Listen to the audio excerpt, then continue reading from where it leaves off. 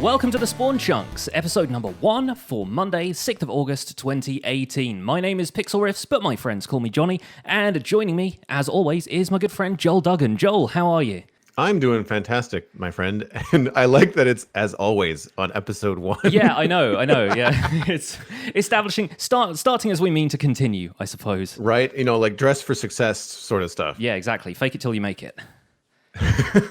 Well, this podcast still has that new podcast smell, and it is something that I thoroughly enjoy. Oh, but we me should too. Probably take a minute and tell everybody what we're planning on doing here. Exactly. So, if it wasn't clear from the art, the description, and the title, this is a podcast about Minecraft. Now, we both kind of done bits and pieces of podcasts. Joel has had a long-running series of podcasts for a while, including things like The Citadel Cafe and Comics Coast to Coast, but we've been talking about it for a while, and we've thought now would be the ideal time to start a podcast about Minecraft, which is one of our shared passions, I guess you could say. Specifically, we're going to be talking about the Java edition of Minecraft, because that's what we both play on a regular basis, but we might dip into some topics around the other editions of Minecraft. So, you know, the console edition and Minecraft Pocket Edition, which is now, generally speaking, called Minecraft. I feel like the Java edition has been kind of segued off into this is specifically Java edition and everything else is just Minecraft now. But we're going to be talking about Minecraft as a whole occasionally, and the community, or nay, the worldwide phenomenon that Minecraft has created around itself. But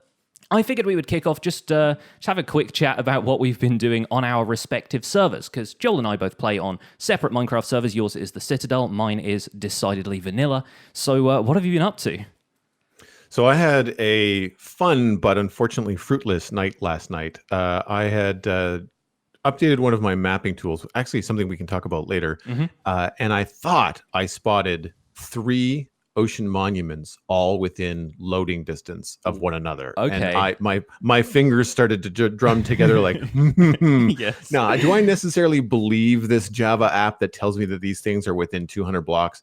So I put on my Elytra and I flew 8,000 blocks away from our current development. Yeah. I found them. Unfortunately, I think maybe 2 of them are close enough together that you could find a midpoint and activate them.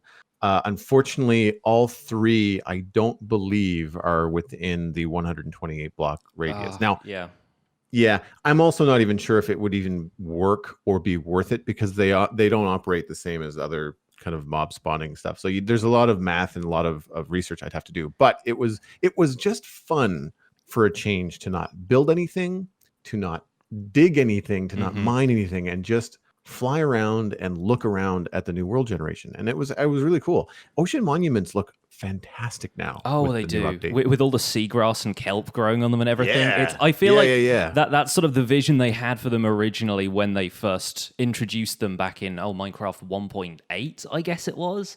And now in 1.13 they've reached their kind of peak in terms of their appearance. They look fantastic. Well, on my server, on decidedly vanilla, I have not even built a starter house yet. So this kind of shows the contrast between the two of us right now, at least, because your server was actually. It's actually been updated and continued on with the same world, the same map from 1.12 to 1.13. Whereas on Decidedly Vanilla, we decided to completely reset our server for 1.13, and we've all got new bases, and we've all just kind of been working to get our tools and stuff set up and get everything the way we want it. So I have settled on a mushroom island. I've built a sugarcane farm before I've even built a house. But the lovely thing about mushroom islands is that natural mob spawning does not happen. So you don't get monsters coming out at night, with the exception of phantoms, which again I will talk about later in the podcast. But for the most part, stuff leaves you alone on a mushroom island. So I've been slowly converting the whole thing into grass, establishing a build style, taking my time and working out what I want to do with the space instead of erecting a shelter to make sure that I don't get killed every night. So yeah, I'm in the process of drafting together ideas for where I actually want to live in this Minecraft world, but it's coming together. It's always coming together. Yeah, and I think that as things march forward, we're just going to end up with more and more to talk about as, you know, your world develops and you're experiencing the new release. And as I am running around and fixing a bunch of stuff that happened with the new release. But before we get into all that, I thought that we could hit on a couple of news points that have been recent. Obviously, 1.13 update Aquatic coming out is the big one, and we're going to talk about that later. Yes. But this week, there was a new snapshot released, and you can get that information on Minecraft.net. And I thought it would be nice just to kind of highlight a couple of things. I'm not going to read through all of those. We'll have a link available for people to go find that. But for me, the biggest points that stuck out in terms of new highlights were optimized performance. Because I'm not sure if you've noticed. Yes. Oh gosh. Yeah, the 1.13 update has almost universally been discovered to have a lot of stuff that slows down performance both for servers and for clients. The big thing, I think, is changes to water. So a lot of people have pointed out that if you have a bunch of like water flowing, which is essential for things like large-scale mob farms, a bunch of the technical Minecrafters we've been watching have experienced this problem. Having lots of water running at once kind of breaks your server a little bit. So optimization cannot come soon enough as far as I'm concerned. And it's the same with, I think, tree and leaf blocks. Yeah. They're constantly looking for how close they are to a log block. Yes, so all of those updates. Yeah, so if you're turning on and off water, or if you're chopping down trees, all of a sudden your frame rate stays the same. It's just that the block lag on a server just kind of goes to poo, really. Yeah. The other thing was bone meal in warm biomes now has a chance to grow coral, which I thought was really cool. I don't know whether you have to bone meal the coral block or whether you can just bone meal anywhere. I have seen this in action, and you just bone meal the ocean floor, like the sand or gravel or whatever there's growing down there, or dirt, and it will grow. It doesn't grow the coral blocks. It only grows coral fans and tubes and the things that you just shear off the side of regular coral blocks. The decorative stuff. My hope is that they will eventually add a crafting recipe so you can farm the coral blocks, because they are beautiful and would be really nice to have as a renewable resource, because otherwise you're just dismantling an entire coral reef to get your hands on the blocks for builds. And that's kind of a shame. I know what you mean. I had that battle sitting on the ocean floor looking at this beautiful coral reef thinking, I want to take this home, but I don't want to destroy the whole thing. Yes. Thankfully, the one that we found in our surfer is huge, so we can mine out a fair chunk of it, and it's really not going to affect much, which is nice. And the other point that stuck out to me on the update, the snapshot, not the update, squids now only spawn in rivers and oceans, and that is going to break some people's farms. Yes, everybody who has built a squid farm out in the middle of the desert with no water around just goes, and now to rebuild that somewhere where there's water. But I've done a little bit of looking into this, and you can definitely find river biomes running through places like deserts. And in fact, you can find river biomes running through pretty much every biome. And now you don't have to worry about the little ponds and pockets of water and any water you've placed elsewhere in that surrounding environment. You can convert any river into a squid farm now. As long as it's a decent distance from an ocean so you don't get them spawning there, you have actually got more choice rather than less for how you start a squid farm. The only thing that really matters is finding a decent river space in which to do it. Yeah, just the existing squid farm thing is now a problem, because we have one in the middle of our community, and it didn't take a long time, but it was something that I researched extensively, and it was quite happy with it, because it's in the middle of a lake. So it works really, really well because there's nothing else around, and then there's a fountain that spews out the ink sacs, and it was just really squid cool. Fountain, yeah. So I thought that the update broke the fountain, but I didn't realize that the snapshot that's coming was also going to break the farm. So now at least I won't waste any time fixing the fountain, because the whole thing is probably just going to have to move. Bug fixes worth mentioning are iron golems spawning in air blocks. This is what broke my iron farm, so I'm glad to see this, because fixing my iron farm would be a lot of work. So I think I might hold off and just see what happens. It's always a bit of a kind of weighing game between whether or not you wait for them to fix a bug, or you decide they're not going to fix the bug, so I need to completely remodel something I've already done. And it seems like waiting is paying off in this case.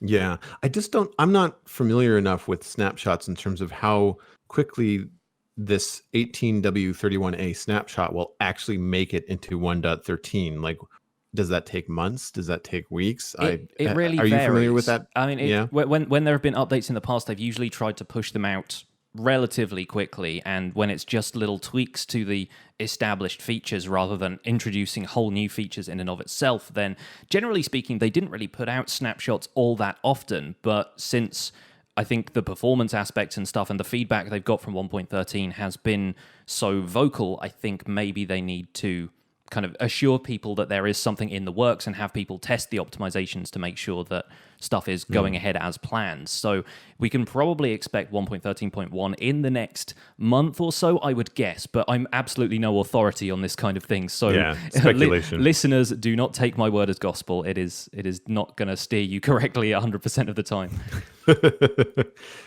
Lastly, all redstone components can become stuck in a powered state when indirectly powered. Now, this is one of many, many bug fixes that they listed for redstone. No need to get into them all here. But it sounds like maybe not you and I being affected, but some of the people that are very heavy into redstone, like Ilmango and the people that do the really heavy, very compact things. Any of the SciCraft guys, yeah. SciCraft, yes, that's the server I was trying to think of.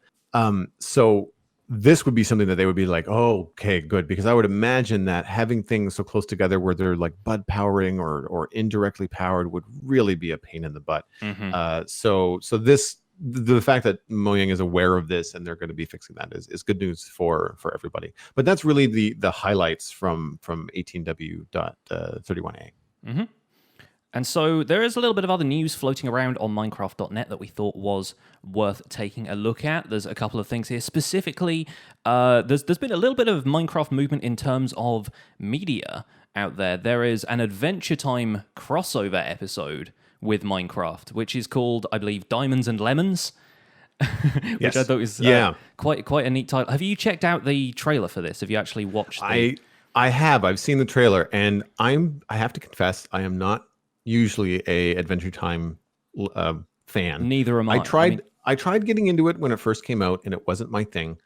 I didn't really give it more than a few episodes. So I find these days with new series, you often have to give them 4 to 5 to kind of really get yourself in the groove. Especially when it's kind of a shorter format show. Like Adventure Time is kind of not that long. It's not like you're committed to sitting down for a whole thing. Same with shows like, I guess, Steven Universe. They're like 11 or 12-minute episodes, right? Exactly. The other thing is I don't have cable, so I don't have really easy access to Adventure Time. For those that don't know, I'm in Canada, so even Netflix has got limited, scope in terms of what copyright stuff they can show on there.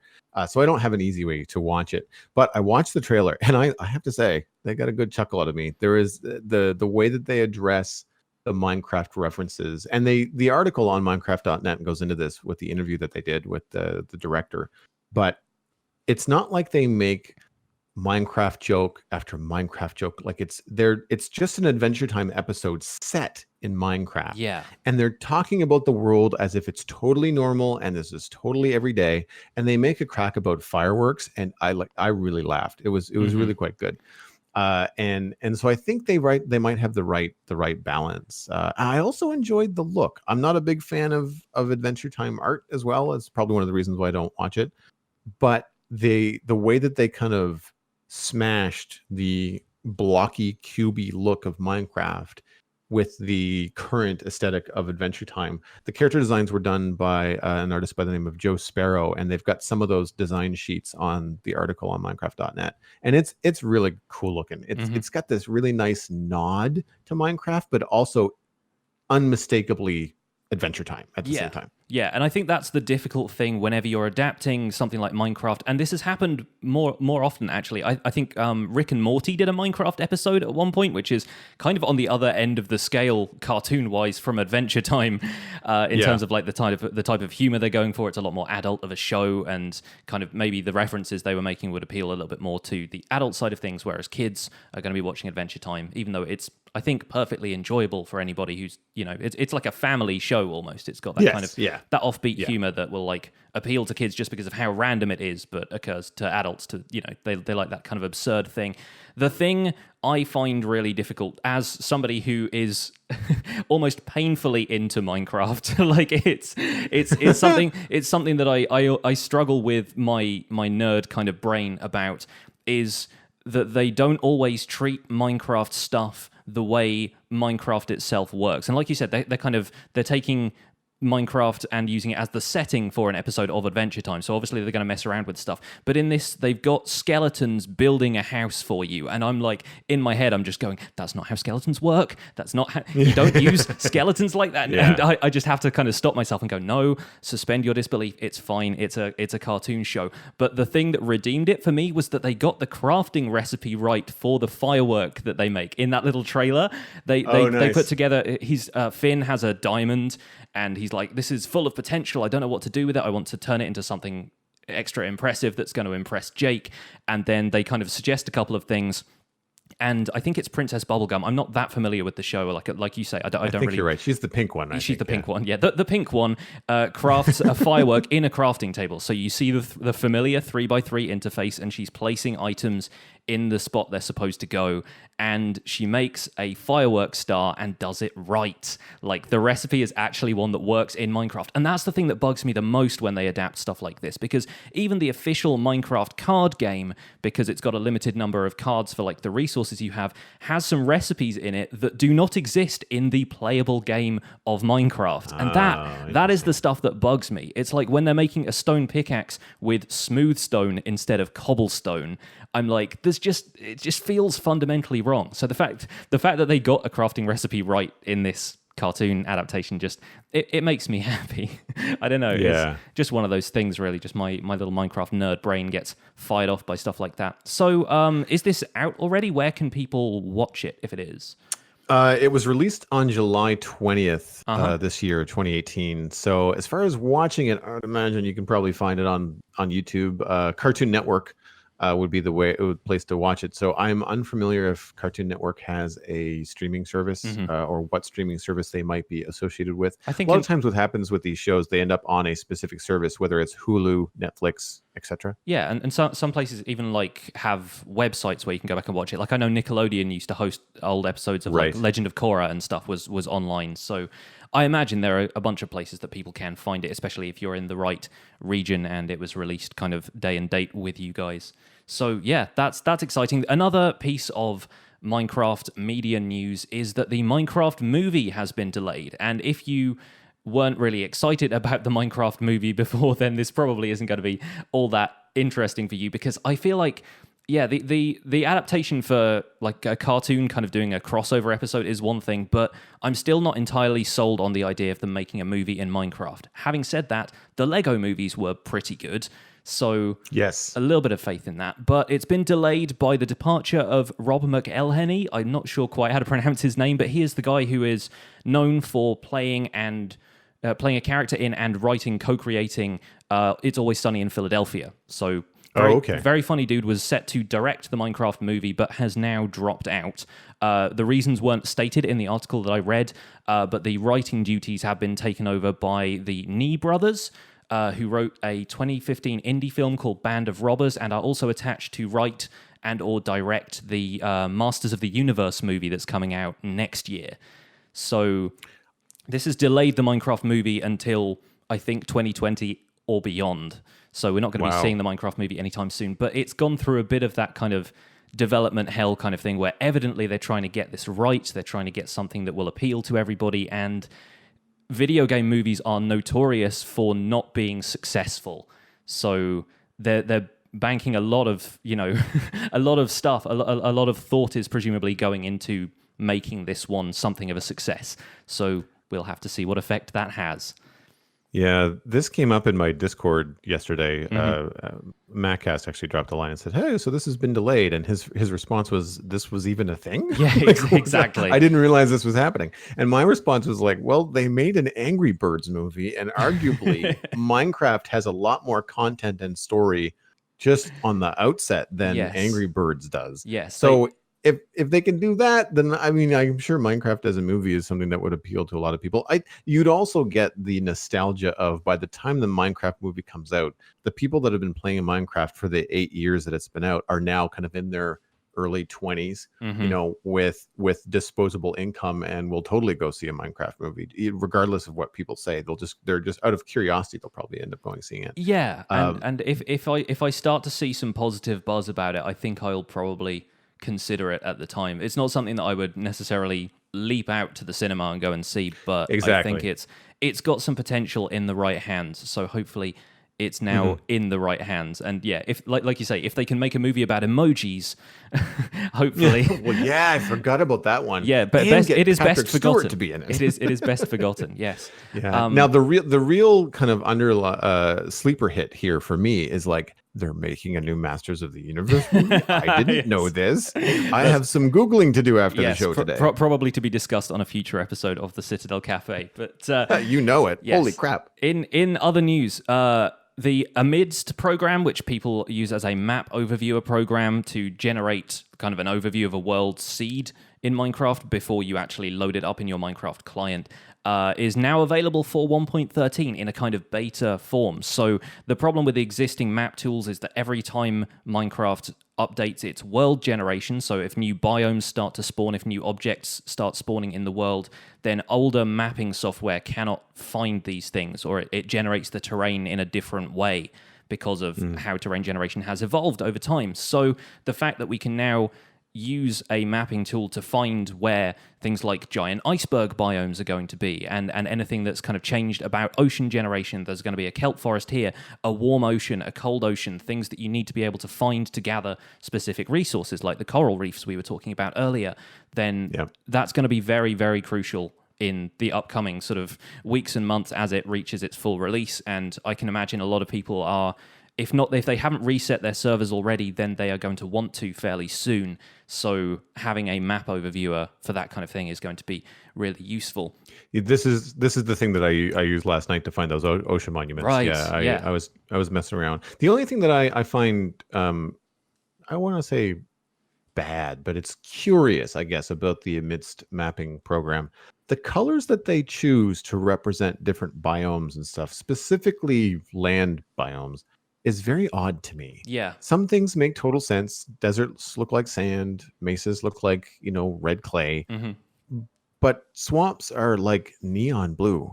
And you would think that blue would be where you would find the ice biomes. Yes. Or that kind of stuff. The kind of color range of colors, yeah. Yeah, like they could use some color updates, I think, to make things look a little bit more like the game, so that as you're cruising around, you don't necessarily have to mouse over everything to find out what it is. You can just be like, oh, that looks like a jungle and that looks like a mesa. And so, I mean, like I said, some stuff is as you think it would be. Like a savanna is instantly recognizable, but especially when they get into the ocean stuff, it's just different variants of blue. Yeah. So there's no real indication as to which one is warm and cool and deep and all that kind of stuff. But it seems like it's a handy tool. Seems like the kind of thing that could benefit from user customization a little bit. I'm not that familiar with Amidst myself, so I don't know the ins and outs of the program. But yeah, just being able to set your own colors for those biomes, so you're not, having to adhere to whatever Amidst has by default. That seems kind of it'll make it a lot more intuitive and kind of accessible to people as well, because I know some people who are colorblind and find like colorblind accessibility settings in video games and kind of the associated paraphernalia of video games really useful. So yeah, I feel like if they could add something in that would help you find biomes a little bit easier by setting the colors for what you wanted to find, you can have a mushroom island that's like bright pink and sticks out like a sore thumb in the middle of all the ocean. That would be kind of useful. The other thing I wanted to mention is that Optifine, which is, for those of you guys who don't know, very, very useful. It's a mod, technically, for Minecraft, but it's only a client-side mod, so it's not something that has to be installed onto your server, but is known for basically optimizing the performance of Minecraft even beyond what Mojang themselves do for the game, and it kind of has a bunch of settings that you can toggle, which toggle how often particles and stuff appear, and just visual things that add detail to the world of Minecraft, but can slow your performance down, can really slow your frames per second and so forth. They set like little things like that on and off. So this is a tool called Optifine and is about 40% done for its 1.13 release. So it is something they have to update with every new version of Minecraft, because the way the game is programmed changes, so they have to adjust their programming to match that. And yeah, a lot of people, especially with the problems that people have had with performance in 1.13, are really looking forward to Optifine being available so that they can start playing at 60 FPS again instead of the 30 to 40 range that they're probably getting right now. So 40%, or even lower. Yes. 40% done is good news for now. It's only been a couple of weeks since 1.13 came out, so we are living in hope that it's going to get done soon. In my experience with Optifine, I mean, I play on a Mac, and it is a new Mac. I mean, it's a year old now, but it's a new 2017 model. So it really plays Minecraft quite well. However, there are still things in the game because Minecraft, at least I want to say in previous editions, in terms of how it was coded, was still not the greatest. So it wasn't necessarily the computer, but the way that the game was coded was a little bit old, and it would not really take advantage of new hardware if you had it. And I find that I benefit from running Optifine even on a brand new machine. And once they do get themselves to 1.13, I do find Optifine is quite quick to adapt to like 1.13.1.2. Like when that kind of stuff changes, even when little bug fixes come out, it's like a day. Yeah, when they're doing small changes, so they can really stay on top of things. It's such a huge change in 1.13 that Optifine probably has to take some extra care, I would imagine. Yes. Well, because as we mentioned earlier, like water updates and stuff like that, like that's all new. The way it's all changed. Yeah, so there's a lot of back-end stuff that needs to happen and needs to be corrected from the original version, or in some cases, I imagine, completely rewritten, because that is reportedly what Mojang have been doing with the code for 1.13. Originally, it was going to be just a technical update, but then they merged it with another update that added all the aquatic features. And so it's been a huge change all at once, and suddenly everyone's having to scramble to keep up with that. The same is true for Forge, which is the Minecraft modding tool, the kind of platform that allows you to attach mods into Minecraft and change the game as you see fit. The release date for Forge is currently not set, so they're working on it. They've got headers all over their website that say, "We are working on 1.13. Please don't ask."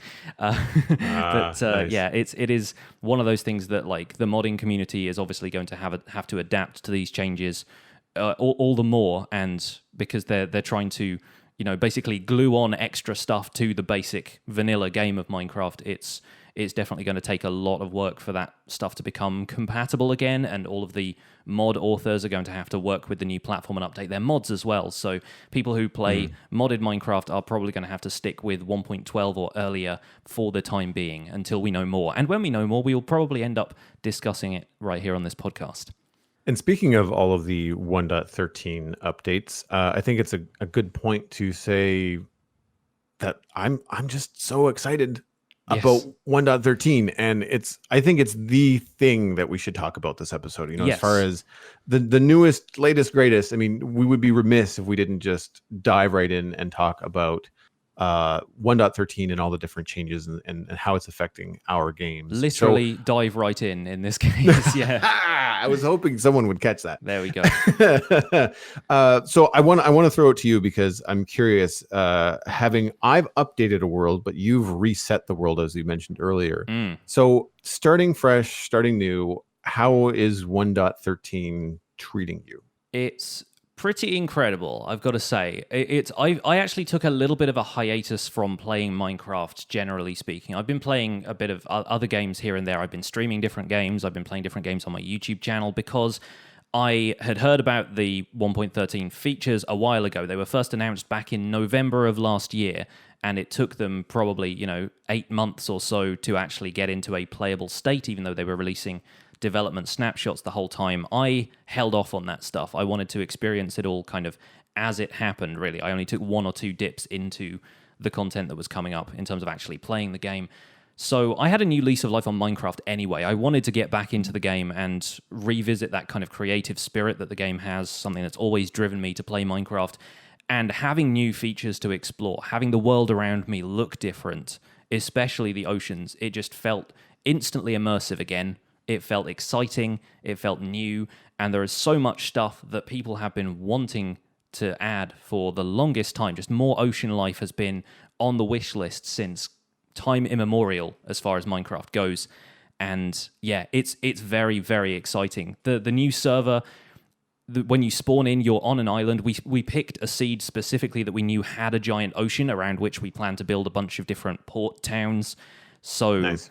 We're going to use that ocean a great deal, and it looks beautiful. It really does. Even though we're right next to a cold ocean, so to go find a coral reef, you have to go maybe 1,000 blocks or so to the east. It is really nice just seeing the kelp there, the living fish swimming around, all of the stuff growing up from the seabed.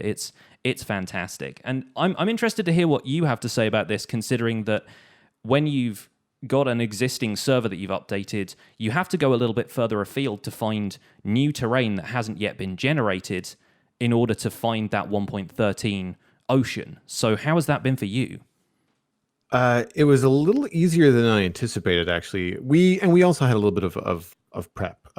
It's an active server, but it's active with people that are playing Minecraft casually. There's not a lot of hardcore everyday players on the server. So we have not explored, even in the year that the Citadel has been up, we've not explored thousands and thousands of blocks in every direction. We basically went far enough to find the things that we wanted: ice spikes biome, jungle, and portal. And once we've established those things, like, we really didn't have to go too much farther. There was no real desire to go crazy because people were not building their main, I guess, houses or bases apart from each other. Everybody is basically neighbors in this little valley that we have on the server. So when we heard that 1.13 was coming out, and because that release schedule was so drawn out, you knew it was coming for quite some time. And I did a little bit of research and found out that if the chunks have not been loaded, then when you do update to 1.13, even though there could be potential issues with that, you will get the new content in the chunks once you get to them. So we basically just made a decision amongst ourselves to say, like, all right, well, explore what you have to. Yeah. But don't really go out of your way to load every chunk in every direction. And you didn't establish like a hard world border or anything. You didn't sort of zone off a section to say, don't go here. No, we just kind of said, look, just don't go thousands and thousands of blocks in every direction. Come, play, have fun, do what you need, but like don't go flying around. We made the decision, especially after we had Elytra. We was like, okay, look, now that it's really easy to fly a couple thousand blocks in the overworld, let's just go with a mission or a direction as opposed to just flying around. And so essentially what ended up happening by pure chance, because it's easier to navigate, I think, with our nether tunnels and stuff, we explored north, south, east, and west in several, 1,000 blocks in each direction. What we did not do is any northwest, southeast, that kind of stuff. Yeah. So really all you had to do is just kind of shoot yourself off at a 45-degree angle from the main hub, and you were in new content in no time. Nice. We lucked out, and it's about a 500 or 600 block trek in the nether to get to our coral reef, which that's a long haul in the nether, but it is a coral reef that is, we haven't even mapped the whole thing. It's 1,000 blocks east to west in terms of its size, without exaggeration. I have not figured out. Yeah, I have not figured out north to south, and it sprawls. Yeah. So even though it's far away, we're not dealing with like a little pocket of a coral reef. We've got some new content there. So we're quite happy with it. I think the biggest change for me with the 1.13 update has been the way that water, I guess, affected all of our existing builds. Like, there's a number of things that just weren't working. So for anybody that's out there that, updated, you're expecting some breakage. You're hoping you don't have world corruption and back-end problems, but you kind of anticipate some overworld problems, some in-game mechanic changes.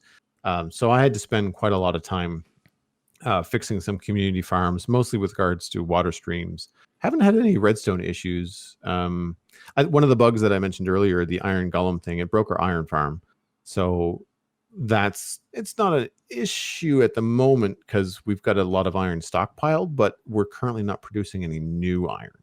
So that will eventually become a problem. But then hopefully 1.13.1 drops. If they fixed that bug allegedly, then your iron farm goes back to working before you deplete that supply entirely. That's the plan, yeah. Yeah, that's the hope, of course. Right. So so obviously your farms are breaking, and if they're water stream based, then that is thanks to the new mechanic that items now float on top of water streams instead of sinking. Yeah, even if you drop an item in a large body of water like the ocean, or if you die whilst you're out on the ocean, which is a lot easier to do now, but we'll get to that again a little bit later.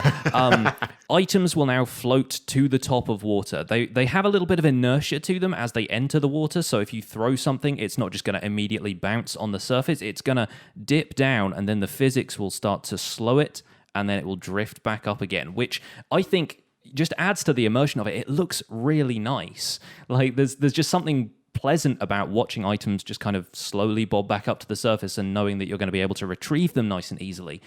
But of course, when it comes to flowing water, items still react the same way, so they bob along the surface of water streams instead of what they used to do, which is kind of scraping along the bottom. The water would still carry them, but they would have some sort of friction. You know, they would bump up against the stone or whatever it was that you had lining your waterways. Yeah. And people used to line them with ice because ice had the physics that would allow them to travel faster, but you don't even really need that now, right? Like, I don't know if you've had any experience with that, and if ice makes them move even faster, does the physics still apply there? Yeah, so it's now incredibly fast to the point where it's almost like I'm worried about items like getting outside of load distance. Yeah. So where they float on top of stuff now, the inertia actually that you mentioned, which I'm glad you brought up, it holds even when the items are traveling through flowing water. Yeah. And so if you've got a water stream that, it travels 8 blocks, the item will shoot off the end of that 8-block stream. And if it previously would drop into a hopper, you are honestly going to overshoot that hopper by no less than 3 blocks. Yeah. And that's with an item on traveling over a log or a stone waterway. Yeah. You do need ice in between the blocks. So if you've got a stream of 8 blocks of water flowing, you need 1 block of ice with a slab over top of it to place a new water source and continue the stream onward. That actually still works the same as it did in 1.12. That hasn't changed. Yeah. The items will lose their momentum if they just go onto dry land. They won't go a whole block. Yeah. If they go straight horizontally, they'll stop. So you need that 1 block of compressed ice to keep it moving. Mm-hmm. And compressed. There's also a brand new ice block in the game, which apparently moves things even faster, or maybe has less friction to slow items down, because blue ice was also added in this update. So I haven't had a chance to play around with that yet, but presumably that can add a little bit of interest to your water streams as well. Maybe if you stop a water stream early and then have a couple of blocks of blue ice, then items can just sort of drag along the bottom, stop floating on the top of the water, and then just slip right into a hopper on the other side. Could be a way. And that's exactly what I've done. I've not used blue ice for this because I actually haven't found a need for it. Like when you line a waterway with ice, packed ice, it is blindingly fast. Like it'll leave your render distance before you can catch up to it. Yeah. So it's been really cool. So if you're moving blocks over large distances, or sorry, not blocks, if you're moving items over large distances and you're worried about it despawning in the 5-minute time limit, this changes that, because as long as those chunks are loaded, then you've got no worries whatsoever. You're going to be able to fire stuff all over the place. And I have not tried blue ice yet because I haven't found a need. Yeah. It's just you're moving items at breakneck speeds. But I did use that trick where you end the water stream and then put like 3 blocks of ice, because it's not enough to warrant putting in another water stream, but you do want to see if the items continue, and they absolutely do. That momentum will just kind of carry them to the edge of that last ice block, and then they'll gently drop into whatever it is that you have there, whether it's a hopper or another stream or something like that. That's how we fix some of the issues with our villager breeder, how we feed them vegetables and stuff. Yeah. But yeah, I'm curious about the blue ice, because the wiki describes each form of ice as an exponential kind of change. So things will slip on ice, things will slip faster than ice on packed ice, and again faster than packed ice on blue ice.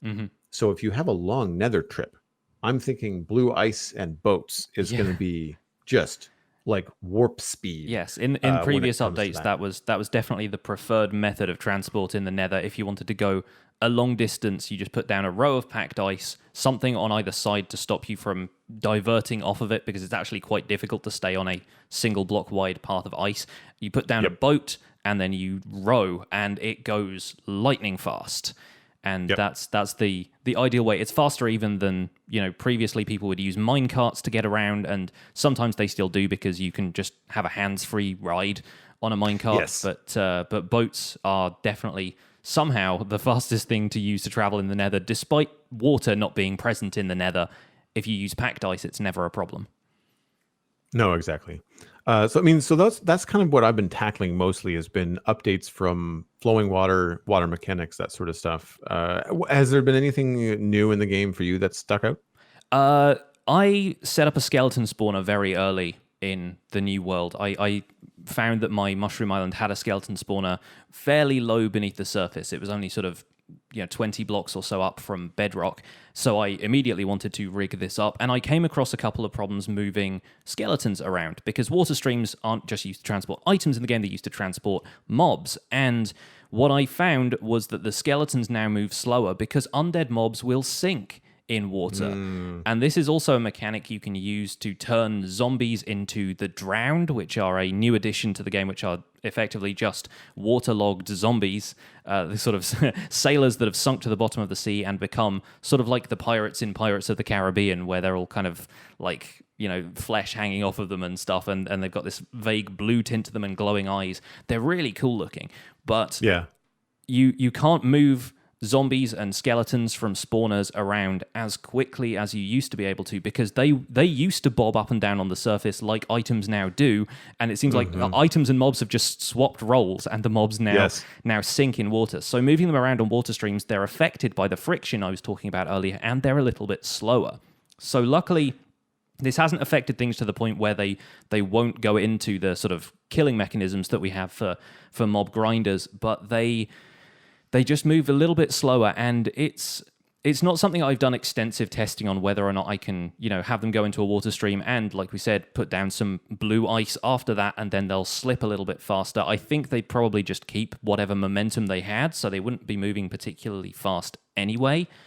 But yeah, there is a bit of a conflict there from where the way we used to do things, and so I'm trying to figure out a way of reconciling those two things and figuring out how we can move the skeletons through the system a little bit faster, because the faster you get your skeletons away from the mob spawner, if it's like one of the little spawner cages that you find in the world in dungeons, then the more skeletons you can spawn, because it checks if there's a skeleton within the radius of the spawner before it decides to spawn in another group of them. So that improves your mob spawner rates. And yeah, I've been struggling a little bit with that, but the system I've got so far works, and it works reasonably well. So I can farm experience, I can farm bones and arrows and bows for days. But yeah, it's just a little tweak that I found a little bit concerning at first, but now I think I've got a handle on. And it's because I think of the momentum that we mentioned earlier, because if you yourself are in a water stream, you'll notice that you will move quite quickly in blocks 1, 2, and 3, but then in 4, 5, and 6 you'll move slower, and then in blocks 7 and 8 you come to a pretty much a grinding halt. It's like you've just drifted onto the shore at the beach. Exactly. It's like there's so much momentum until you start to hit the shore. Yeah. So it is taking things longer. I did a quick check on the wiki before the show, and packed ice does not affect mobs. However, I don't recall what they said about blue ice. I feel like it was the same thing. I would expect it to be the same. Yeah. That's when water's involved. So the thing that they did mention is that mobs will slide on ice when it's bare. So I think part of it is like, if you're building a mob spawner where things are meant to fall off the edge down into a giant pit, then having ice around your edge will help with mobs as they get close to the edge, with no water to slide off. Basically, as like one mob bumps into the other, rather than having that block be just a square stone or dirt block. If the edge is ice, you're probably going to get a little bit of a better rate. But unfortunately, because they sink, there's the ice just acts like dirt, like with mobs. It doesn't really change much. Yeah. The only thing I can think of as far as a mob spawner would be like using like a slam block with a piston to punch them over to one side real fast, but that gets expensive, and then you don't know if they're taking damage, so that your drop, your height of your drop shaft has to change, and like there's a lot of stuff that gets in there. But little technical nitpicks and stuff will just come up the whole time. Yeah. I have seen some cool videos, and I'm sorry that I don't have them right here to reference, but I've seen some cool videos where the water stream has nothing underneath of it. So eventually the zombies will sink through it, and you can use that timing to then specifically drop them in a spot. And because there's nothing underneath it, they move at a better rate than they did when there's friction. Yeah, okay. And Baby zombies are so short, they fall through the water stream faster. So you can filter out your baby zombies and get your adult zombies farther along the water stream because of their height, they take longer to completely pass through the water stream suspended by science. There's some cool science going on out there, but I think it's so early. You kind of have to wait for a bunch of testing and seeing what works and stuff like that. But the water mechanics across the board are like really cool, and then also not, I won't say game breaking, but they're farm breaking in a lot of ways that sort of drive you nuts. But at the same time, one of the things I like about Minecraft is problem solving. So they're creating some new problems, and you have to say, oh, well, this design that I just followed off of a YouTube video now no longer works. And I have to come up with my own way to fix it. And I really enjoy that. You know, like I really enjoy that challenge. It's like solving a puzzle. There's always kind of something else to tinker with. And they have actually introduced some stuff regarding the water mechanics, which have vastly improved some of the stuff you can do mechanically in the game. I'm talking specifically here about bubble columns. Because these are you can tell by how excited Joel is. These are mechanically one of the best things to happen in Minecraft for a long time, and I think the vast majority of people would agree. So bubble columns effectively work as like up and down item elevators or mob elevators or player elevators if you want to. The concept is that if you place a magma block or a block of soul sand, which you can get, both of which you can get in the nether, but I think magma now also spawns in the overworld. You place this under a column of source blocks of water. So like a water source block is, you know, anything that isn't flowing. And it will generate a bubble column. Magma blocks underneath it will drag things down if they're caught in the bubble column, and soul sand will lift things up. And I saw a lot of people umming and ahhing about, like, in terms of like the physics of this, is that how it should work? Because surely like the lava, the magma block is giving off heat and heat rises, and there are a lot of people confused about it. The science of it is actually quite sound, because ocean vents that kind of bubble up sort of from the magma layer of the earth will, the bubbles actually decrease the density of the water, is how it works. And so the water kind of density is what allows things to float. If you imagine water kind of having a skin on top of it, if you have bubbles constantly rising in it that break that skin, stuff is going to sink into it.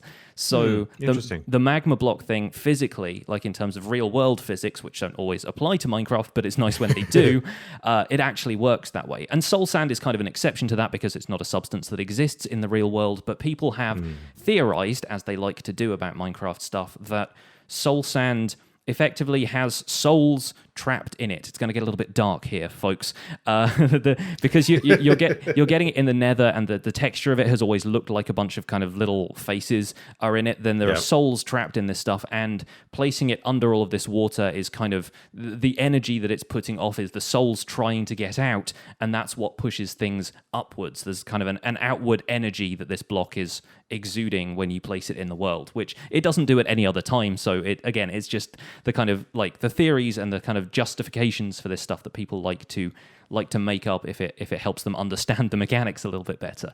But yeah, you can use magma blocks to drag things down. You can use soul sands to push things up. That is the essence of the whole thing. And that has allowed my skeleton spawner to push the skeletons up really high very, very fast, which is kind of like it's the counterpoint to the problem of them getting friction from traveling along the bottom of blocks, is that as soon as they reach an upward section, they are up there within a second. It is not even. It is very, very quickly to move items and mobs up and down in these things. I've seen people use them as player elevators. If you've got a base that's 40 blocks or so underground, you step into a column of water sources with some soul sand at the bottom, and you're on the surface within a second or two.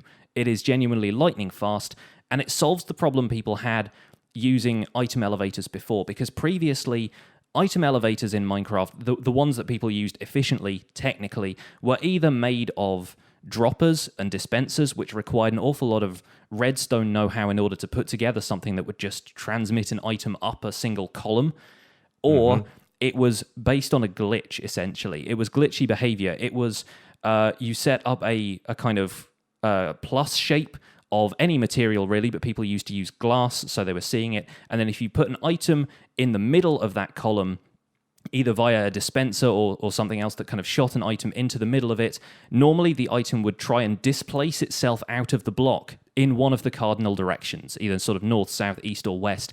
And if it couldn't do that, it would try and displace itself upwards. Eventually, the item would kind of glitch its way up to the top, and that's what people used to move items up and down. And that in itself is not a behavior you should rely on because technically speaking, it's a bug, right? It's something that ideally they would want to code out of the game because that's not how items are supposed to work. But when they have tried to code this out of the game previously, the technical community has said, but we use that for almost everything when it comes to item transport. And the redstone involved with the kind of dropper pipe is laggy enough that it limits the amount of stuff we can do technically in Minecraft. So we don't think it's fair for you to patch that out. And so the bubble columns are now something that the technical Minecraft community can use very easily, with the only limitation being that water is sometimes a little bit difficult to control. If you haven't got it, hemmed in, it can flow around everywhere and maybe, flood out your redstone if you're building something around it. But the fact that there's now a legitimate way to have an item elevator or something that pulls items down to a certain spot is very exciting. And it's something I've already used in my sugarcane farm a couple of times already to pull down sugarcane from the upper level where it gets kind of cut off into a water stream, down using a magma block, and then flows out to a hopper storage chest where I can contain the whole thing. And it works beautifully. It's a brilliant mechanic. Yeah, I really enjoy the player elevator aspect of this. We have an Enderman farm in the end, which is built at like y equals 4 or 3 or as low as it can get. Right at the bottom of the world, basically. Yeah. So you've got a vertical translation from the main end on about 70 blocks to get down there, and that's a long ladder.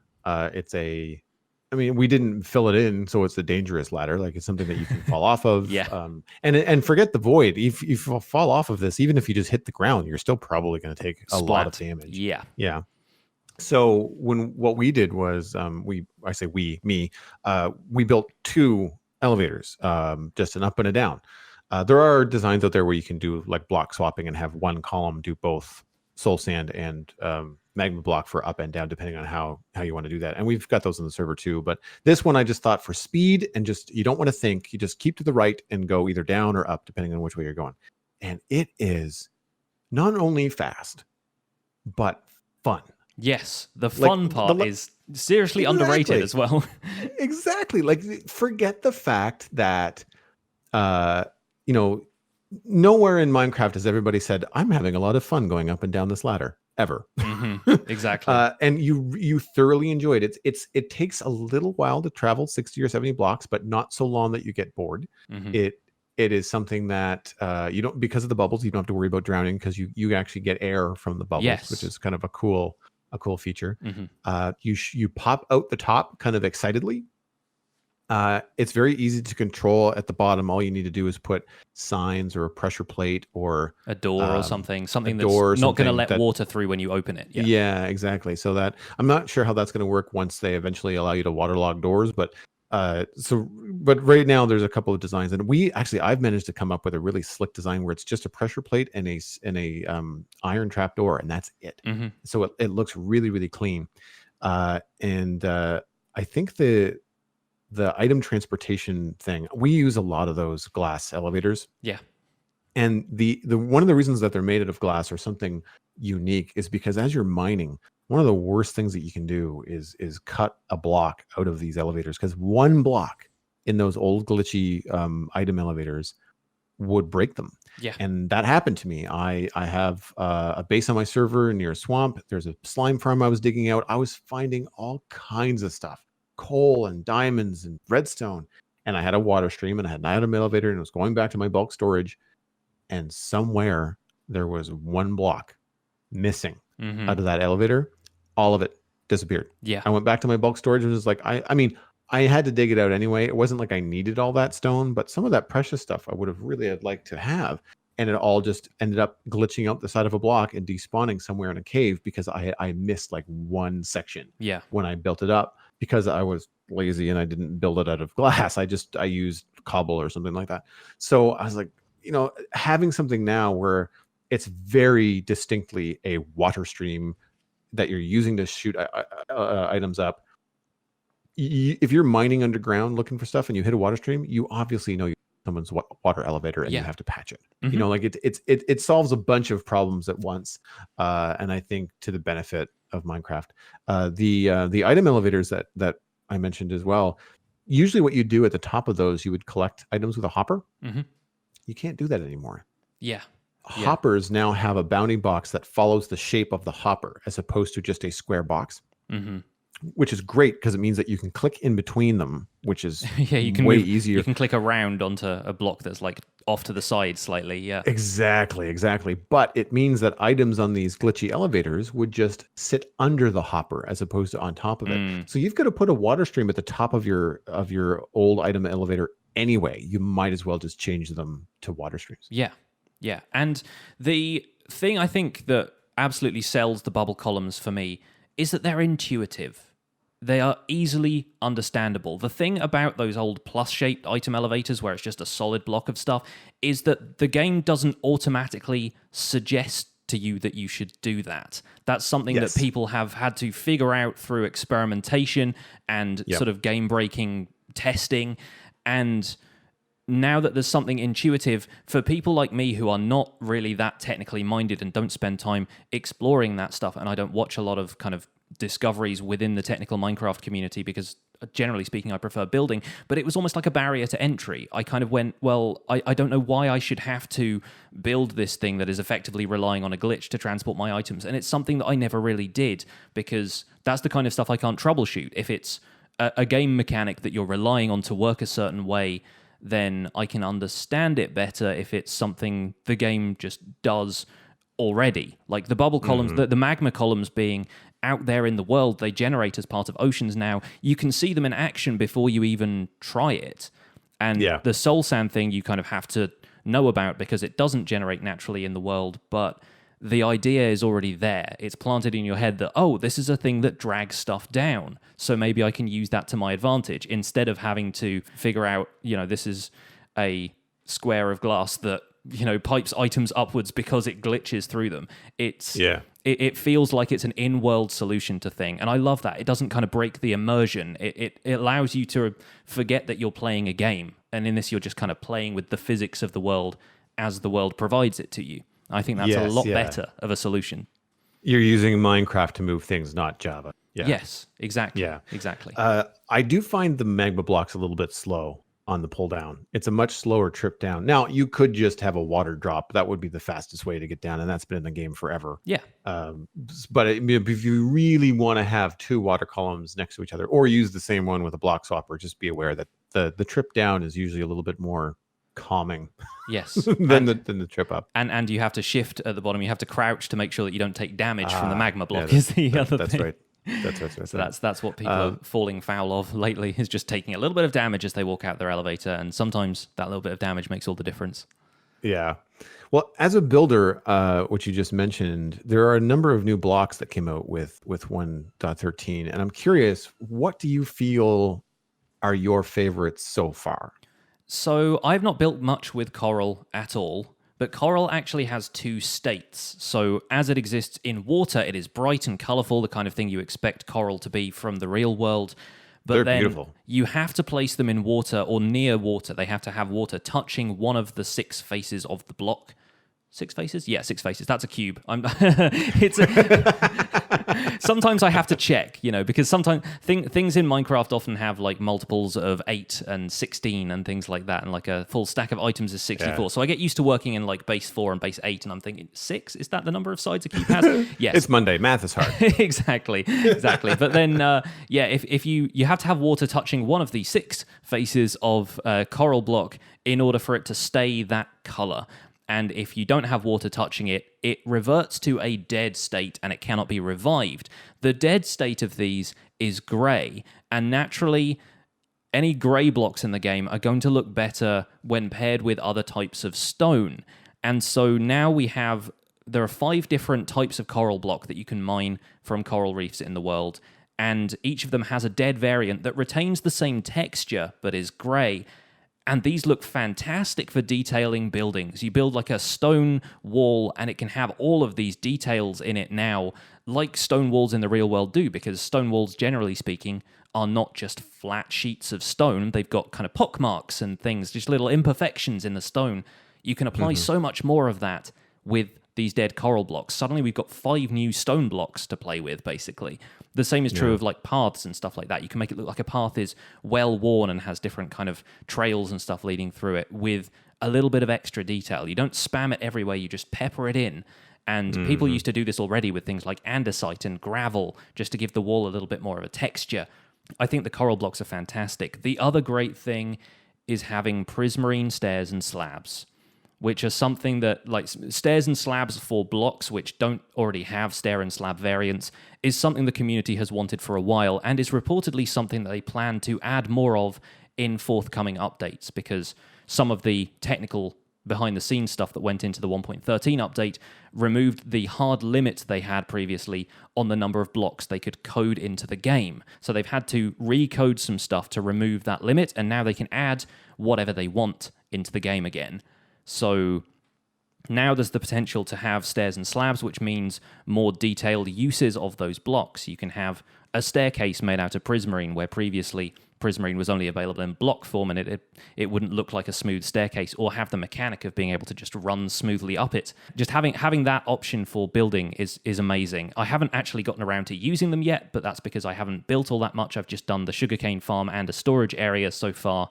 But once I get hold of a decent supply of prismarine, I am making so many stairs and slabs, Joel, you have no idea. Yeah, I feel the same way. I'm excited for prismarine, especially for roofs and things like that. Like I have some ideas for Chinese or Japanese or Asian culture type builds, and I think it would look really good in that way. Dark prismarine just looks like roof shingles. It always has. And now that there are stair and slab variants, it's perfect for that kind of style. Yeah, I've been holding off. We've got a plan for a wizard tower with a bunch of brewing stations underneath it, kind of as our server community, like crazy brew stations. If you need stuff, just go get it. Love me a wizard tower. Yeah, exactly. Well, I might be looking for some inspiration from one chunk builds when the time comes. But yeah, I've been holding off on that because it's like I want to have something different. I don't want it to look like everything else we've already built. So having these new blocks is going to be really exciting for that.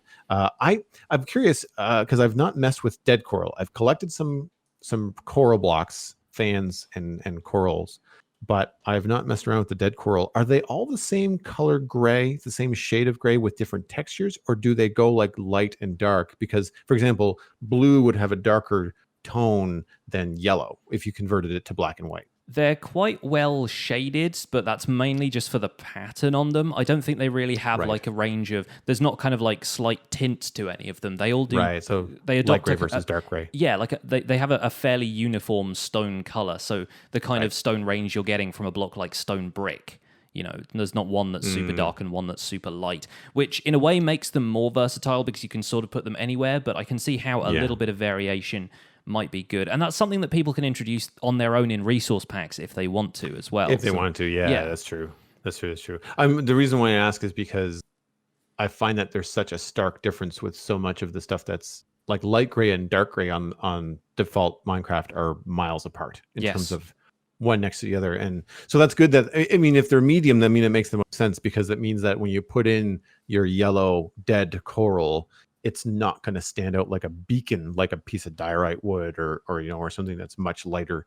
Like, for example, light gray concrete powder is very bright compared to regular stone and things like that, which is good if that's what you want it for. But if you're just trying to add some texture and you don't necessarily want it to be distracting, then having those coral blocks kind of blend in would be good. Yeah. Yeah. So 1.13 has also introduced a lot of new mobs into the game. Now, previously, there were, hostile and passive mobs and occasional utility mobs like iron golems or snow golems. But recently, they've kind of started adding in things which are kind of more ambient mobs, I would suppose. Things like polar bears, which don't really have a purpose. They're a little bit hostile if you attack them, obviously. But largely speaking, they don't have any new drops.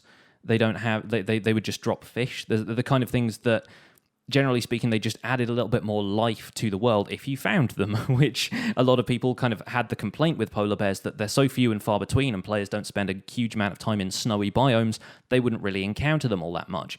But now 1.13 has added so much ocean content, it's also added new ocean life, including fish that are just swimming around. Let's see, there are turtles, there are dolphins, things like that, and they each have a kind of mechanic attached to them. Have you had a chance to play around with any of those? Because I know you have to go a little bit further out to get your ocean content. Only in the ambience they add. So when you're swimming around a coral reef and you've got tropical fish and dolphins that are chirping and swimming around and jumping into the water, it just kind of adds to the immersion of the game. Mm-hmm. I did have to deal with some drowned when I was collecting sea pickles. Now we're getting into hostile territory now. Yeah, so it's less of the passive stuff, more of the hostile stuff. Yeah. The thing that I find I don't want to say imbalance, but there is a distinct difference with your experience with a drowned, depending on whether or not they have a trident. Yes, if they have a trident, you are going to die. They are rough. Like it is. It takes like 2 hearts. Well, I mean, because to get to my coral reef, I usually have elytra on, so I don't have a chest plate.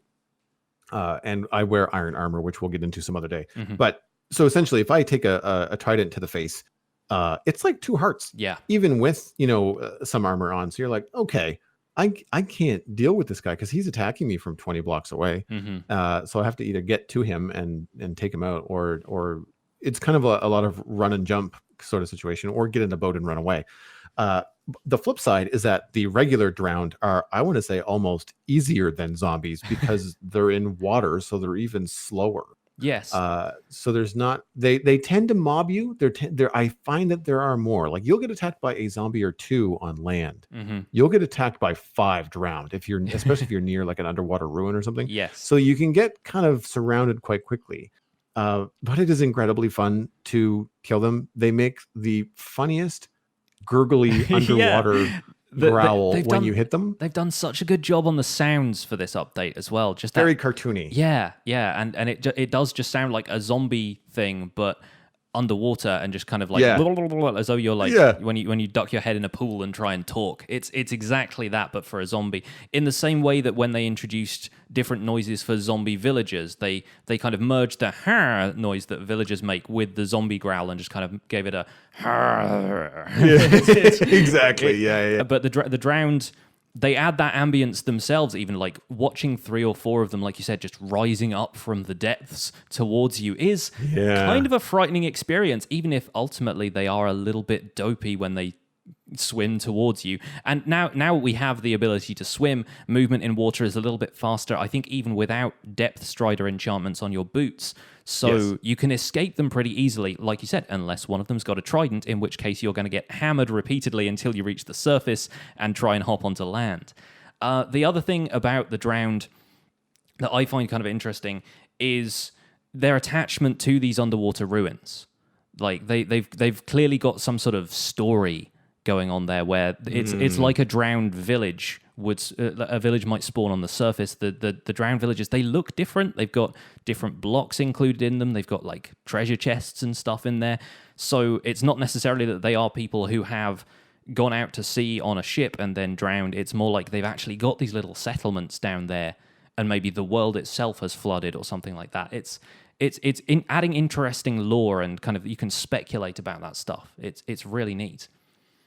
And they add a lot of visual interest, because you find them speckled amongst basically anything, not just coral reefs. There's more of them, I feel like, in coral reefs, just anecdotally. But I find that just traveling over new ocean, it's never boring, because you're going to have shipwreck here, you're going to have underwater ruin over there.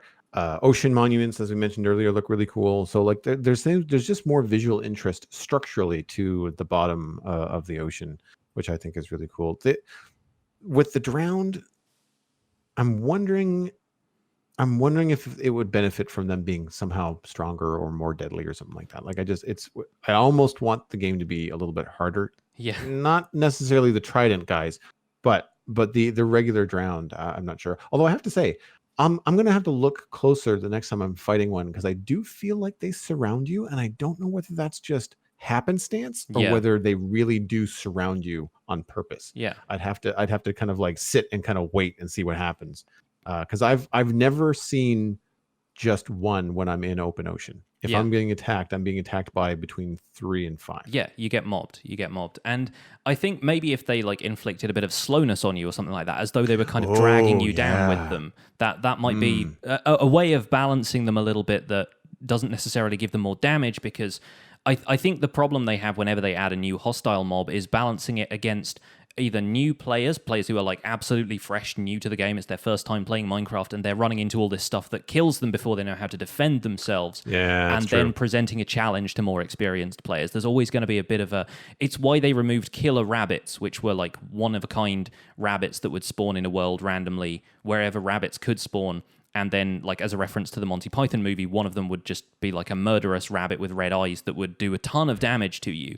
They had to take those... I didn't know this. They had to take those out of the game. You can only spawn them in using kind of server commands now, because they were just too powerful, and they would absolutely wreck players who had just spawned into an area where rabbits were fairly common. So if you spawn next to a dark oak forest, normally they've just got little rabbits hopping around, but you could end up in a kind of death loop where every time you respawned, the same rabbit just ended up killing you again. It was just too powerful and too random to, you know, have that be a mechanic that was staying in the game. So they've got the newer players in mind. You've just got to know to be careful when you're stepping into an ocean, that there is more threatening stuff out there that you need to know how to avoid, or you learn very quickly, and then you're not respawning directly in an ocean, so you don't get that death loop kind of thing going on. Speaking of going death in, loops, going and respawning next to a drown with a trident would have that effect. It would, and it's still very possible to do that if you have the spot where your bed gets surrounded by mobs or something like that. Then that's going to be difficult. But the drowned are going to be fun now that everybody has ideas for underwater bases. They're also going to have ideas for repelling the drowned.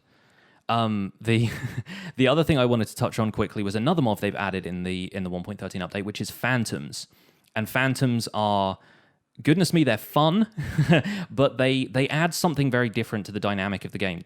These were actually a mob that people voted on during Minecon 2017. There was a live stream that happened, and they took Twitter polls for 4 different mobs that they had ideas for. One of them was going to make it in the game, and the other 3 would get discarded. And ultimately, people voted for phantoms, which are these kind of almost ray-like creatures, almost like manta rays, but they spawn in the night sky when you haven't slept for 3 days. So each day you don't sleep, it adds a number to the counter, and once the counter gets high enough, phantoms start to spawn and will swoop down at you and attack you. They kind of bite you and then drift back up into the air and then swoop down at you again. So if you're good at ranged combat, you can sort of fire at them from a distance, but they tend to fly quite high up, so it's a little bit difficult. And then if you rely on melee combat, you have to wait for them to get really close, like just about to attack, before you can hit them with the sword. So the attacks are quite difficult to time, and they can be a real menace if you're not prepared for them. This obviously emphasizes the need to make a bed as soon as you've spawned into the world. So if you're new, you have 3 days in which to make a bed, otherwise you have to deal with phantoms. So it adds an interesting kind of element to that. And I found that, you know, it's usually possible to make a bed fairly quickly. There are usually sheep nearby your spawn area that once you can kill 3 of them or get some shears and shear the wool, you can make a bed. It no longer becomes a problem. But then that in itself has a kind of knock-on effect for the game, especially if you're playing on a server, because I think you can just like hop into a bed and then hop out again, and that resets the time since you last slept. You just kind of hop into the bed, but then immediately click leave bed or hit escape or whatever you do to hop back out again. The night doesn't skip forward, but technically speaking, you've rested in a bed, so you've slept, you've set a spawn point, and that should get rid of the phantoms in theory. The other solution to that is to have it skip the night entirely. And if you're playing on a server where there's a bunch of other people, and either they can't sleep or they've gone AFK for some reason, then you're basically stuck. You would have to deal with the phantoms otherwise. So it's interesting finding that balance. On the server I play on, we have a 1-player sleeping mechanic. So 1 player, regardless of what the other players are doing on the server, can sleep in a bed, and that will skip the night. So phantoms no longer a problem for anyone. But then that in itself has ramifications for the rest of the game, because by sleeping in a bed and skipping through the night, you also reset the weather cycle in Minecraft, which means you don't get any rain, you don't get any thunderstorms. And thunderstorms and rain are vital for a couple of other things. Thunderstorms are the only environment in which skeleton horses can be spawned. And skeleton horses now have the mechanic that they're undead mobs, so they sink, and you can use them to travel underwater on a horse. Oh, cool. I didn't know that. Yeah, so... That's awesome. But the problem is, because everybody's sleeping all the time, you don't get thunderstorms. And so phantoms have kind of made skeleton horses much more scarce because thunderstorms happen less frequently. So I think now what we've done is we've coded it in our data pack that allows one player to sleep at a time, that it doesn't affect the weather cycle. So the weather cycle remains as it is. And so we still get rain and storms. Although being a YouTube server, we kind of prefer to skip through rain and storms because it's harder to record during those. It's nicer to record when there's kind of bright weather and so forth. But yeah, it just kind of changes mechanics like that. And the other thing, we'll probably talk a little bit about tridents another time because we are running a little long here. But if you have a trident with a Riptide enchant, when it rains, you can use that to travel through the air. But again, if it's not raining, then you don't get the chance to use that, and you can only use it in water. The same with the channeling enchantment, which you can use to have lightning strike something when it's a storm. So you can make charged creepers that way by remotely striking creepers with lightning if you have a trident and channeling. But again, that requires you to have storms, and that requires people not to sleep and reset the weather cycles. So phantoms, in effect, have more of an effect on the game than just being a hostile mob. They've actually forced players to think a little bit more about the mechanics of the game and when they can use them, when they can actually have that stuff apply. Yeah.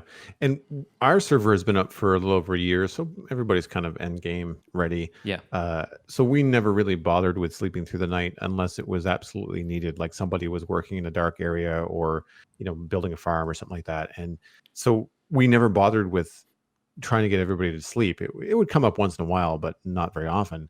I've noticed, obviously, since the update that there's a lot more conversation about, like, do you have a bed with you? Yep. Can you log off so I can sleep? Yeah.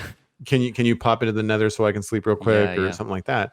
Because as soon as that third night comes around, when the ring wraith inspired scream from the phantoms starts to happen, you're like, okay, new mob, how hard can it be? I got news for you. These things are akin to the trident. It's not as strong, but they're not wimps. Mm-hmm. And they're faster than you. They can fly faster than you. They can fly faster than you can run. The only safe thing is to either dig underground or go into a house. Even going underwater doesn't help. Yeah. They actually dive under the ocean, which I thought was very interesting. So like I am enjoying the new mechanic for now. Ask me in a month whether I'm sick of it. Yeah. So we've been toying with the idea of adding a data pack to the server and implementing the one player sleep. But we have not done it yet because we're just like, well, we're not thinking about it as cheaty. We're thinking about it as like, well, let's just see how we all adapt to this. We have added a couple of new players lately. There's a lot of mining going on, so they don't care about night or day. So it's really difficult right now to get everybody to sleep at the same time, even when there's just 2 or 3 of you on, because ultimately someone is in a mine miles from a bed. So we have to figure out exactly what that might mean. And as you said, if you're doing any kind of YouTube content or streaming, then it does get a little bit tricky. Sometimes it's nice to be able to just, bring it back to daytime so you can see what you're doing. And so viewers can see what you're doing. Yeah, absolutely. My other beef with phantoms is that, like I said, I have a mushroom island where normally hostile mobs do not spawn. Phantoms are the exception to this, because if you're above surface level in any biome, regardless of where it is, phantoms are going to spawn if you don't sleep. And that has made mushroom islands potentially a hostile environment, which they weren't before. So it's interesting, and it remains to be seen whether or not they adjust that in future to make mushroom islands completely safe again. I don't know if they're going to do that. I think it's an interesting discussion that's possibly taking place. And also, phantoms won't spawn if you're under sea level. So sea level in the game is Y64. So if you go underground, if you go below that, even if you're standing on a block below that, they won't spawn in the air and attack you. So all I have to do is just hop down into the hole where my storage area is, and I'm safe. I can walk away from the computer if I had to, and nothing would happen. But nice. Yeah, it is kind of a strange exception to the rule of Mushroom Islands being completely safe, that you do still get phantoms. So yeah, that remains to be seen how long that affects you for. They also drop an item called Phantom Membrane, if you're lucky enough to kill one of these things, which you can brew into a potion of slow falling. So slow falling is a new effect that's been added into the game and allows you to just fall from any height as long as you're not falling for longer than the effect of the potion, because I think they brew for maybe like a minute and a half worth of effect, and I think 4 minutes if you add some redstone to the potion, and you won't take any fall damage whatsoever. Like, we had a guy on the server, pillar about 30 blocks up, a height which would normally kill you if you didn't have any kind of feather falling enchantment on your boots. But yeah, he took a potion, just fell really slowly, touched down without a single thing of fall damage. It stops you from increasing the speed at which you fall, basically. So you don't gain momentum as you fall. So you just fall at a steady rate, touch down, and you can walk away. And that's brand new for 1.13. So that's going to be interesting. I'm not certain how often you will see those being used, but I have an idea for like a parkour course, like an obstacle course, that you need to have a potion of slow falling to make certain jumps. Oh, yeah. Because it will allow you to kind of drift a little bit further than you would otherwise, almost in a kind of Mario Tanuki suit kind of way, where you're just kind of gliding down into it. So nice. I'm considering making something like that. Not something I have a huge amount of experience with, designing kind of obstacle courses and mini games and stuff, but I'm thinking about giving that a go this time around. Right on. The use that comes to my mind is the Ender Dragon fight. Yeah, absolutely, because the Ender Dragon will knock you into the air at a moment's notice. It's very difficult to come away from that without taking a ton of damage or straight up dying. And, previously people could very quickly place a water source. If they had a bucket of water on their hotbar, then they can just drop it on the ground as they're about to land. But that's very tricky to do. Requires really precise timing. And if, for whatever reason, the server lags out slightly or your mouse finger isn't quite quick enough, then you're dead. So yeah, I can see slow falling potions being pretty useful for the dragon fight. Also, if you happen to like fall off the world in the end where you're just going to fall into the void, you can give yourself a little bit more time to throw an ender pearl back onto the land. That was what I was going to say, is ender pearl timing becomes a little bit easier, especially if you're a player. Yeah, potentially. But I've yet to see a situation in which that has happened, because people don't think like, oh, I'm going to drink a potion of slow falling just as by default, and if you're drinking it on the way down, you're already falling fast enough that I'm not sure it would save you. So interesting to see. We'll see how popular those become. There's also, side note here, there's also another potion that they've added where if you brew it with a turtle shell helmet, you get this Turtle Master potion. I don't know if you've actually seen. No. I hadn't even found out about these until we were doing research for this very podcast. I didn't know this existed. But if you put a turtle shell into a potion in a brewing stand, it will give you a potion of Turtle Master, which gives you slowness 4, but resistance 3. So effectively, you become the slowest thing in the world, but you have like 3 extra layers of defense. Almost like, I think the highest resistance you can get from a beacon is resistance 2, which kind of grants you a little bit of extra defense, a bit of extra armor. So a Turtle Master potion is the portable version of that, I suppose, the potable version, but is also attached to this like ball and chain, literally a ball and chain icon that's like slowness effect. So it'll be interesting to see if anybody ever uses that, because I can't think of a situation where, having protection, diamond armor and everything like that would not be enough, and you also had to apply resistance 3 on top of that, with the drawback of being incredibly slow when you move. I don't know. It's going to be interesting to see if that's a thing.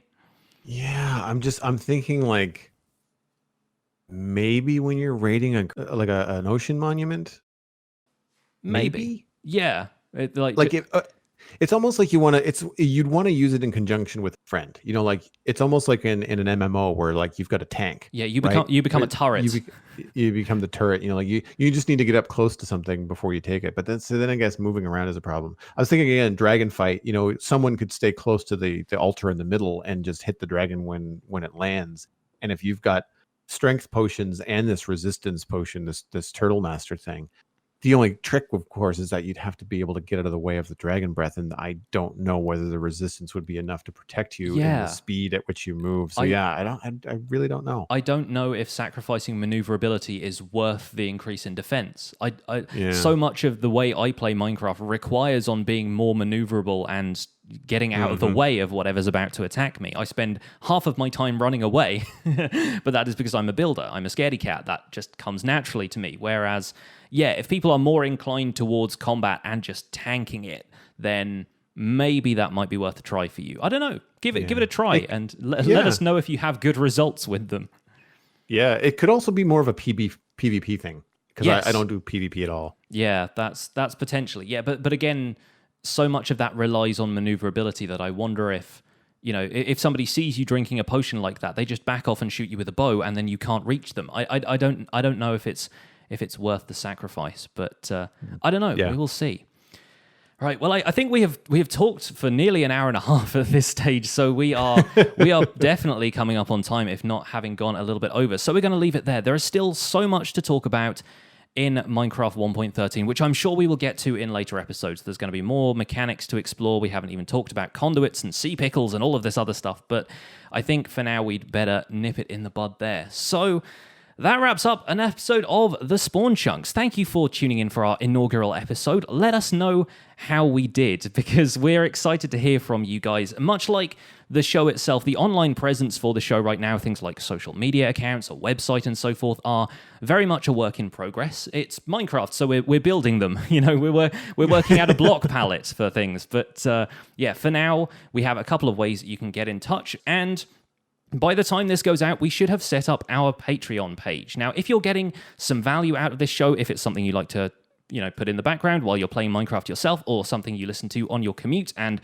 you're happy for the entertainment, then please consider putting a little value back into the show. Obviously, this is completely up to you, but we really appreciate it. And pledging at any level will get you an invite to our patrons-only Discord chat, where you can chat with Joel and I about all things Minecraft or anything else you feel like getting in touch with. So you can visit patreon.com/thespawnchunks to check it out and join the community. And of course, even if you can't afford to support us financially, there are plenty of other ways to show your appreciation for the show.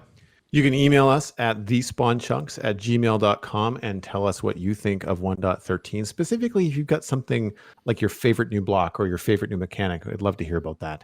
iTunes reviews are one of the best ways that the show can reach new listeners, especially for a new podcast. So if you are using iTunes and you'd like to pop over there and give us a review, that would be very much appreciated. And also word of mouth. If you're liking what you're hearing, just tell a friend, especially if they're a Minecraft player. I'm sure they will get a lot out of it, and hopefully you will too. The music for the show was composed by me, and will probably change with each episode until we settle on a permanent theme. The music is still a bit of a work in progress. My name is Pixlriffs. You can find most of what I do at youtube.com/Pixlriffs, where I have a Minecraft survival guide series aimed at beginners and people who want a refresher course on the new updates to Minecraft. And my multiplayer Let's Play series, Decidedly Vanilla, is on that channel as well. I'm also the voice for the unofficial Hermitcraft recap. Hermitcraft is one of the best known YouTube Minecraft servers, and you can find that through a quick YouTube search. I also stream 3 days a week on Twitch, where these days I'm mostly working on larger Minecraft projects for my YouTube series, but I play other games from time to time. Aside from that, I'm at Pixlriffs on both Twitter and Instagram, so please get in touch and let me know if you like the show. Joel, where can people find you online? Everything that I am doing online can be found at joelduggan.com. That's also the home of my illustration and design portfolio. So if you're looking for illustration work or some commissions, I'm available for that kind of stuff. You can just reach out and email me there. You may also like the Citadel Cafe and Comics Coast to Coast. They are two other podcasts that I've been doing for, years now. Citadel Cafe is about sci-fi and fantasy entertainment, and Comics Coast to Coast is an interview show where myself, Brian Dunaway, and Matthew Ducharme interview comic creators, illustrators, and animators. For Minecraft content and more, you can follow me on YouTube, Twitch, Twitter, and Instagram. It's all just my name, Joel Duggan. And I have a new episode of my Minecraft Let's Play series coming out later today. Very cool. Very cool. Well, thank you guys for visiting the Spawn Chunks. The world outside is infinite. Punch trees and try not to die.